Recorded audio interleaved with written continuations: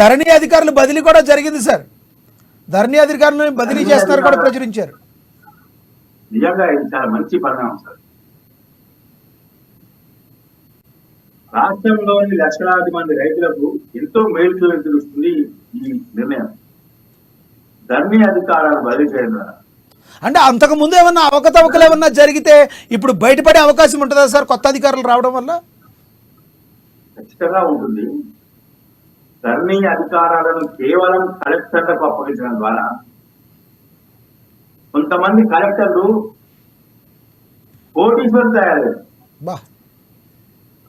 కోటీశ్వరులుగా మారింది సార్ కలెక్టర్లు. కొంతమంది డబ్బులు ఇస్తేనే ధరణి పోర్టల్ ఓపెన్ చేస్తాం. ఎందుకంటే ధరణి పోర్టల్ ఓపెన్ చేయడం పాస్వర్డ్, ఆ పాస్వర్డ్ ఓన్లీ కలెక్టర్ దగ్గర ఉంటుంది. కలెక్టరే ఓపెన్ చేయాలి. డబ్బులు ఇస్తేనే నేను ఓపెన్ చేస్తా, నీకు కావాల్సిన పని చేస్తాను ఇప్పుడు చేయని చెప్పి చాలా మంది ఉన్నారు. హైదరాబాద్ శివార్లలో పనిచేసేవాడి, గతంలో పనిచేసిన వాడి కలెక్టర్లు చాలా మంది కోటీశ్వరులు అయ్యారు. ధరణి అడ్డం పెట్టుకొని రిటైర్డ్ ఐఏఎస్ ఆఫీసరు ఎకరాల కొద్దిగా పెట్టుకున్నారు. వాళ్ళ పేర్ల వాళ్ళ కుటుంబ సభ్యుల పేర్ల మీద నమోదు చేయించుకొని ధరణిలో నమోదు చేసుకొని కూర్చున్నారు. ఉన్నతాధికారులకు ధరణి అధికారులు కట్టబెట్టడం ద్వారా, ధరణి పోర్టల్ అధికారులు కట్టబెట్టడం ద్వారా ఈ